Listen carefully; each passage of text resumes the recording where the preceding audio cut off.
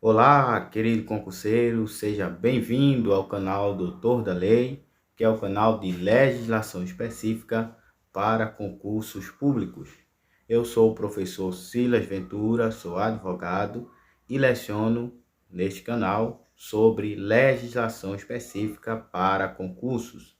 E neste momento nós estaremos dando início à nossa primeira aula sobre o regimento interno do CRQ 4, né? CRQ da quarta região, que é o Conselho Regional de Química da quarta região, tá certo? É uma legislação que vai ser cobrada neste concurso, né, que acabou de abrir aí para o CRQ 4, tá certo? Então, se você ainda não é inscrito no nosso canal, eu quero pedir a você que possa estar se inscrevendo, ativando o sininho da notificação, deixando o seu like, o seu comentário e compartilhando com o amigo. E nós iremos dar início, nesse momento, à nossa aula de número 1, estudando aqui este regimento interno. Então, a primeira coisa que nós temos aqui, né, sem enrolação, é o capítulo 1 deste regimento interno do CRQ 4, que trata sobre a natureza, a sede e o foro, né, do Conselho Regional de Química da quarta região. Então, o artigo 1º diz o seguinte: o Conselho Regional de Química, CRQ 4, quarta região, neste regimento designado, por CRQ 4, com sede na cidade de São Paulo, com jurisdição no estado de São Paulo, é uma autarquia dotada de personalidade jurídica de direito público, com autonomia administrativa, financeira e patrimonial, instituído de acordo com a Lei 2818 de junho de 1956, publicada no Diário Oficial da União de 25 dos mesmos mês e ano, e constituído de conformidade com a Resolução Normativa número 2, de 8 de 7 de 1957, do Conselho Federal de Química, designado por CFQ, que dispõe sobre a organização dos Conselhos Regionais de Química. Muito bem, esse é o texto aí desse artigo 1º, que trata sobre a natureza, a sede e o foro, tá certo? Então, veja bem, a primeira informação que nós devemos gravar deste artigo 1º é em relação ao que o próprio título diz, a natureza do Conselho Regional de Química. Então, esse assunto, essa aula, ela abrange tanto aqueles que já entendem determinado assunto de legislação, quanto aqueles que nunca sequer tiveram contato, né? Eu não parei para observar se esta legislação vai ser cobrada para aqueles que ainda não, para aqueles carros que não são da área de direito, tá certo? Eu não parei para observar. Caso seja, então a gente vai explicar aqui, né? Serve tanto para aqueles que são da área de direito, quanto dos que não são. Então, se você já estudou, ótimo, você vai aqui rever alguns termos jurídicos, né? E se você não estudou, você vai estar tendo contato pela primeira vez. Então, de certa forma, serve para quem já estudou, serve de revisão. Então, vamos lá. A natureza, como nós podemos ver aqui, né? Primeiro, jurisdição, né? Estado de São Paulo, tá bem claro, né? Natureza, ela vai ser uma autarquia, ok? Deixa eu melhorar isso aqui. A autarquia é dotada de personalidade jurídica de direito público interno, ok? Além da natureza, também citada aqui a autonomia do CRQ4, né? Que vai se dividir em administrativa, financeira e patrimonial. Isso é um assunto muito, né, para talvez alguém que já estuda direito possa pensar que é um assunto muito bobo, né? Mas esse assunto ele é importantíssimo porque às vezes é justamente esses assuntos que parecem mais simples que as bancas costumam cobrar e às vezes a pessoa que acha que sabe muito termina escorregando nesse assunto. Então, temos aqui a natureza, né? O que é natureza aqui? É o natureza jurídica. É como determinado órgão, determinada instituição, ela é vista ou classificada perante o direito, perante o ordenamento jurídico brasileiro, ou a doutrina, né, do direito brasileiro, ok? Então, isso é natureza jurídica. No caso do CRQ4, ele vai se classificar como autarquia, tá certo? É a natureza dele, autarquia, e a personalidade dele vai ser pessoa jurídica de direito público interno. Então, vamos aqui frisar, né, um pouco o que se entende por autarquia e onde se enquadra ou se enquadram as autarquias, né? Então, se a gente for fazer um rápido resumo aqui, uma rápida síntese, a gente vai lembrar que quando a gente estuda direito administrativo, né, ou legislação administrativa, nós temos a administração pública, né, que representada por essa sigla aí, AD.P, AD de administração, P de pública, e a administração pública, né, ela se divide em duas partes, digamos assim. Então, vou colocar aqui, né, em duas partes. Vamos fazer melhor. Então, ela se divide em duas partes, né, que é direta e indireta, tá certo? Direta e indireta. A administração direta, aí não dá para colocar mais aqui, mas você vai entendendo. Ela é formada pela União, Estados, membros, né, que são os 26 estados da federação, mas o Distrito Federal. Então, a administração direta, Estados membros, Distrito Federal, né, e os municípios, ok? Então, isso é a administração pública direta. A administração pública indireta são alguns órgãos que fazem parte dessa classe, dessa parte da administração direta, da administração pública, aliás, que são, aí vem, em primeiro lugar, as autarquias, ok? Autarquias. Depois vem as empresas estatais, que chamam algumas doutrinas, alguns livros ou manuais de direito administrativo, de que são empresas estatais, se dividem em empresas públicas e sociedades de economia mista, né? Então, digamos que tem autarquias, empresas públicas, sociedade de economia mista, e temos também as fundações públicas, tá certo? Fundações públicas. Então, são basicamente essas quatro órgãos que também fazem parte da administração pública indireta, tá certo? Que é como se fosse um braço da administração pública, no qual ou pelo qual se realizam determinados ou diversos serviços que o outro braço, que é a administração direta, não consegue realizar por si só, ok? Então, a autarquia, ela vai atuar, antes de falar da autarquia, né?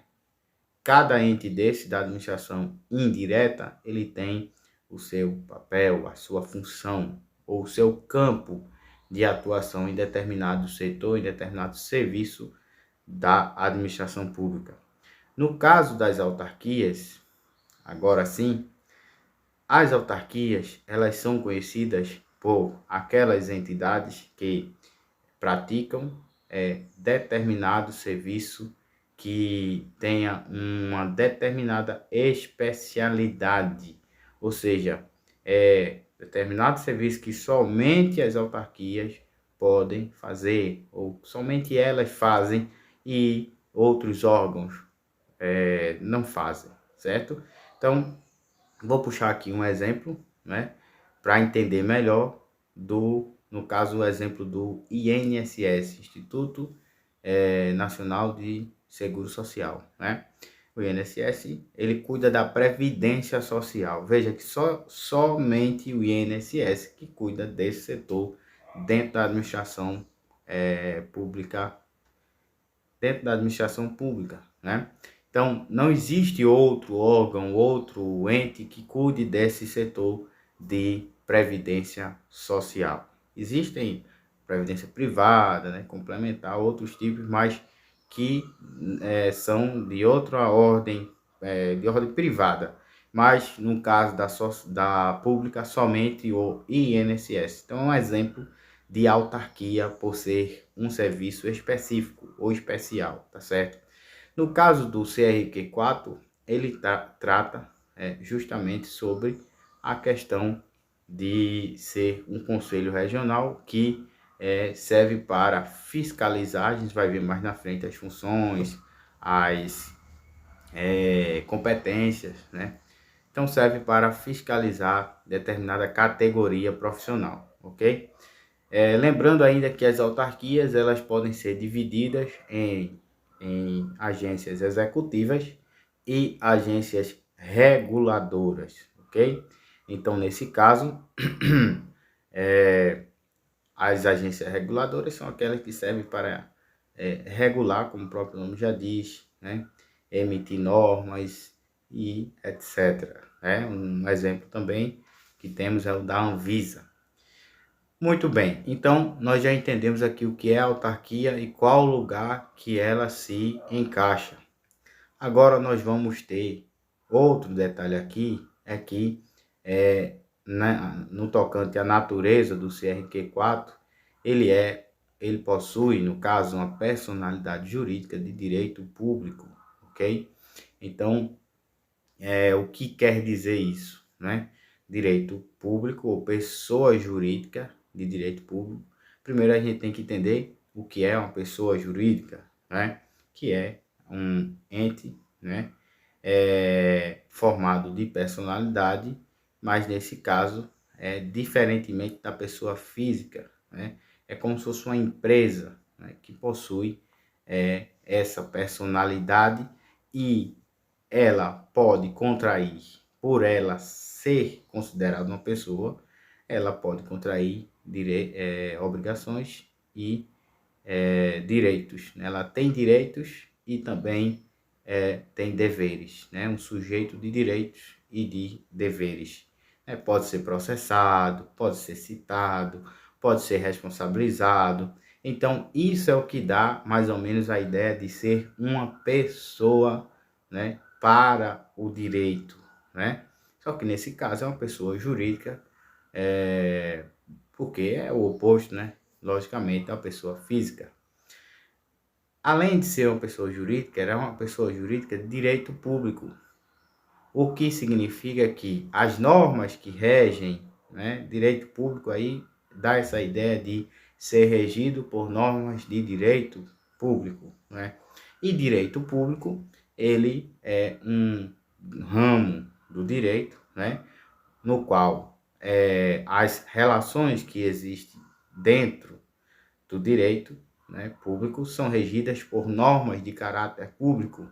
Então a gente vai ver várias características em relação ao direito público, como por exemplo alguns princípios, né, que existem dentro do direito público e que são totalmente diferentes do direito privado. A gente pode tomar como exemplo o artigo 37 da Constituição Federal, né? Eu vou apagar aqui para tentar ajudar vocês, né? Para não ficar só falando. Então vamos lá. Artigo 37 da Constituição Federal é um artigo que trata bastante, né, de normas de direito público, o caput, tá certo, gente? que é a cabeça do artigo lá, o artigo 37, vocês vão ver que existe lá aquela sigla LIMP, né? Que é legalidade, impessoalidade, moralidade, publicidade e eficiência. Além daqueles princípios, existem outros princípios na legislação esparsa, que, como por exemplo, o princípio do interesse público, né? Onde vai ser preservado numa relação de direito público, vai ser priorizado, né, a coisa pública, né, o interesse público sobre o privado. Então, normas de direito público são normas que, de certa forma, eles priorizam o bem público, o interesse público, em detrimento do interesse privado.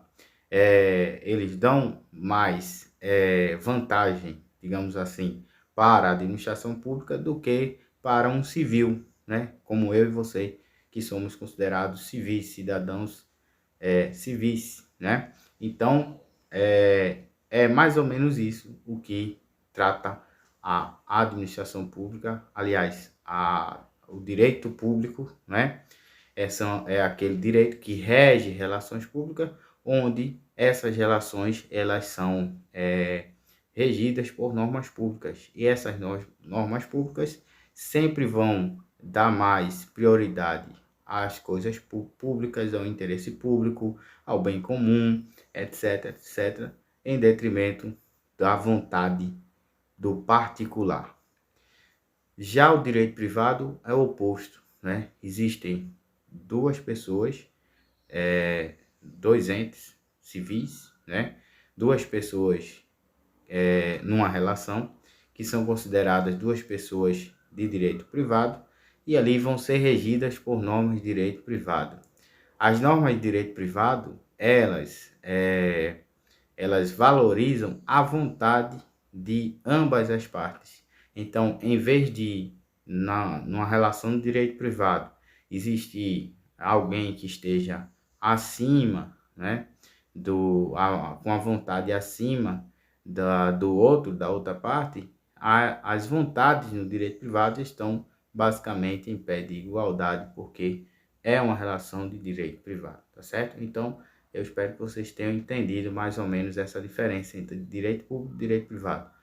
Um exemplo de normas de direito privado, e já que eu dei um exemplo aqui de direito público, um exemplo de normas de direito privado é a CLT, né? A Consolidação das Leis Trabalhistas, onde coloca empregado e patrão podendo entrar em acordo, por exemplo, em relação a como vai ser tirada, né, as férias, como vai ser desfrutado ali o período de férias, né, por exemplo. Então, eles podem entrar em acordo, eles podem acertar entre si como vai ser feito aquele pagamento das férias. Então, isso é um exemplo, né? Também em relação a contrato trabalhista, né, pagamento, salário, etc, etc. Então, é isso que trata o direito privado, diferentemente do direito público, tá certo? No direito público, por mais que você queira fazer determinada coisa, mas se a sua vontade ela vai de encontro ao princípio da moralidade, da impessoalidade, da publicidade, por exemplo, né? Então você fica, né, simplesmente com a mão abanando, porque o que vai prevalecer ali é o princípio ou a norma do direito público. Então, um exemplo disso é, por exemplo, alguém que não quer ser exposto, por exemplo, eu sou funcionário público, eu sou concursado, um exemplo, né? Eu sou concursado, aí o que eu ganho, né, o meu salário, ele é publicado lá no portal da transparência, né? Mas digamos que eu não gosto disso, né? Eu não gosto, eu não queria que ninguém soubesse de quanto eu ganho, né? Bom, você vai ficar, né, querendo, tá certo? Porque em obediência ao princípio da publicidade, é colocado lá nos portais de transparência o valor do salário da pessoa que é servidor público, tá certo? Então veja que a minha vontade ela é meio que abafada para dar valor ao princípio da publicidade, tá certo?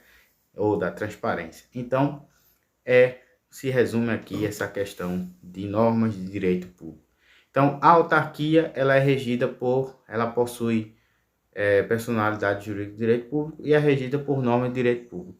Agora, no tocante à sua autonomia, nós vamos ver que ela possui autonomia administrativa, financeira e patrimonial. A autonomia administrativa diz respeito à sua organização, tá certo? Então, ela própria pode se organizar, ela é independente. A autonomia aí dá ideia de independência, então ela pode, ela mesma, se organizar, tá certo? Organizar sua estrutura, seus órgãos, né, etc. Autonomia financeira diz respeito ao seu orçamento, né, os seus gastos, as suas despesas, a sua arrecadação, ok? Inclusive aquela questão da anuidade, né, que é cobrada para os profissionais que são da categoria, no caso do CRQ4. Agora, autonomia patrimonial diz respeito à questão do patrimônio. O próprio conselho, né, ele pode ter o seu próprio patrimônio que diz respeito aos bens, né, aos prédios, né, aos carros, materiais, móveis e imóveis que constituem o patrimônio. Então, isso é o que trata aqui este artigo. Primeiro, são essas principais informações. A sede, né, como nós vimos aqui, é no estado, na cidade de São Paulo, e a jurisdição é no estado de São Paulo, tá certo? Que é o foro, no caso, no estado de São Paulo. Então, são essas informações importantíssimas que traz aqui esse artigo primeiro, ok? Questão de prova pode ser perguntando, né, qual é o regime, né, aliás, a natureza jurídica do CRQ4. Então, ele vai colocar aí vários outros tipos de natureza jurídica para tentar lhe confundir, né? Quais são as autonomias, né, do CRQ4, qual é a cidade, a sede, né, onde fica a sede do CRQ4, e também qual é a jurisdição do CRQ4. Então, preste atenção, porque alguns conselhos, eles tendem a ser de forma regional, né? Então, às vezes, ele abrange mais de dois estados, né? Mais de um estado, 2 ou 3, ou até mais estados, né? Então, nesse caso aqui do CRQ4, como está aqui, ele abrange apenas o estado de São Paulo, tá certo? Então, preste atenção. Muito bem, seguindo aqui agora, né, deixa eu tirar aqui, temos o artigo 2º, que diz que a responsabilidade administrativa, patrimonial e financeira do CRQ4 cabe ao seu presidente, que fará a prestação de contas em conformidade com o parágrafo 2º do artigo 34 da Lei 2.856, certo?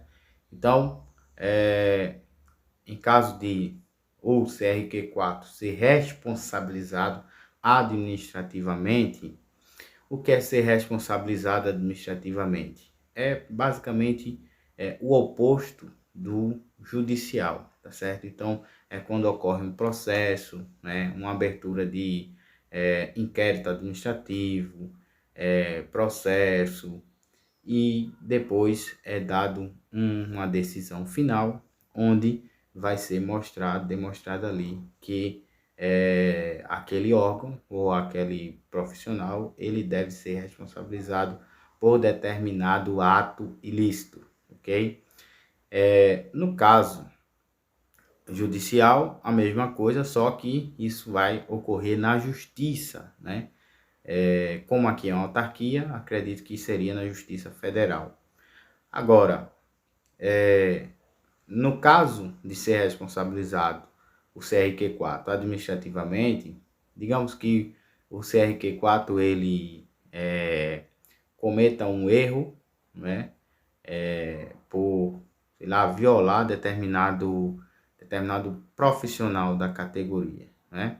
Ele cometa um erro ou um ato ilícito que ele infringe a determinado direito de um determinado profissional, né, de química desse conselho, faz parte desse conselho. Então, o profissional ele entra dentro do próprio conselho contra o próprio conselho, tá certo? Isso pode acontecer, pode acontecer. Para ter mais detalhes sobre isso, aí tem que estudar, né, a norma ou resolução do CRQ4 que trata sobre a questão do processo administrativo disciplinar, né? Então, é como se ele entrasse contra o próprio conselho e ali vai ter um julgamento, uma decisão e vai ter, no final do julgamento, vai ter a decisão dizendo que o conselho ele errou e deve retribuir ou ressarcir, dependendo do que for a situação, o profissional. Então, nesse caso aí, né, se ele for responsabilizado administrativamente, quem responde, né, vai ser o presidente do conselho. Então, preste atenção nisso, porque é um detalhezinho pequeno, bobo, mas pode ser cobrado na hora da prova, ok? Muito bem. Seguindo aqui o artigo 3º, falando agora sobre o capítulo 2, que vai tratar da constituição do CRQ4.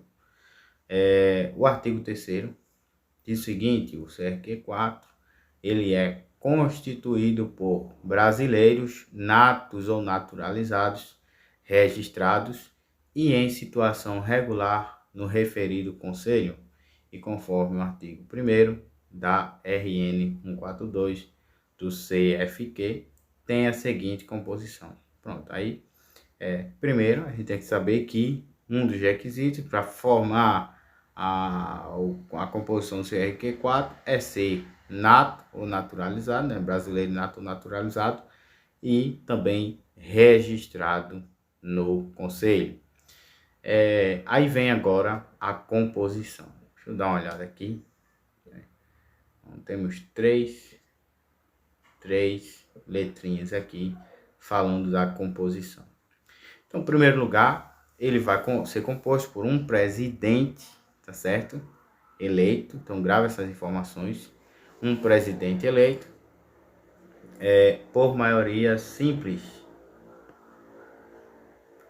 dos votos de conselheiros regionais em eleição realizada segundo os ditames da Resolução Normativa 205 do Conselho Federal de Química, cujo mandato se inicia em 1º de agosto do ano em que foi eleito e termina 3 anos após, em data de 31 de julho, ok? Então aqui já fala do presidente, né? Da forma de votação, né? Como ele vai ser eleito por maioria simples, né? E também o mandato, né? O momento de início do mandato. Agora a letra B, o CRQ4, ele é constituído por, além do presidente, 2 engenheiros químicos ou equivalentes, né? Vamos lá, 2 engenheiros químicos ou equivalentes, 2 químicos industriais ou equivalentes, um bacharel ou equivalente e um técnico químico ou equivalente, conselheiros regionais efetivos, representantes de sindicatos e associações profissionais da área da química, eleitos em Assembleia de Delegados, eleitores dessas mesmas entidades profissionais devidamente cadastrados no CRQ, como determina, aliás, o artigo 14 da Lei 2.856, e resoluções, ele vai citando aí várias resoluções e outras que venham a regular a matéria. Então, até agora temos um presidente eleito e 2 engenheiros químicos, 2 químicos industriais, um bacharel, um técnico químico, né? E conselheiros regionais, tá certo? Então, são essas pessoas. Para completar, a letra C ainda traz aqui um engenheiro químico, o equivalente, um químico industrial, né? Conselheiros regionais efetivos de instituições de ensino que mantêm o curso de área química, na área da química, eleitos em Assembleia de Delegados Eleitores dessas mesmas entidades profissionais, parará, parará, parará. Então, são essas as pessoas que compõem o CRQ4, tá certo? Então, gravem essas pessoas, gente. Façam um resumo, coloquem aí presidente, 2 engenheiros, 2 químicos, um bacharel, um técnico, conselheiros regionais, né? E também aqui engenheiro químico, químico industrial, né? Bacharel em química, conselheiros regionais, tá certo? Então, coloquem aí bem organizadinho, porque vai servir para a hora da prova, tá certo? Então, nós vamos ficando por aqui, né? Já vimos a natureza jurídica, já vimos a composição do CRQ4. Não vou mais à frente para a aula não ficar tão longa, né? Já temos 30 minutos de aula, mas eu aguardo você na próxima aula. Até lá!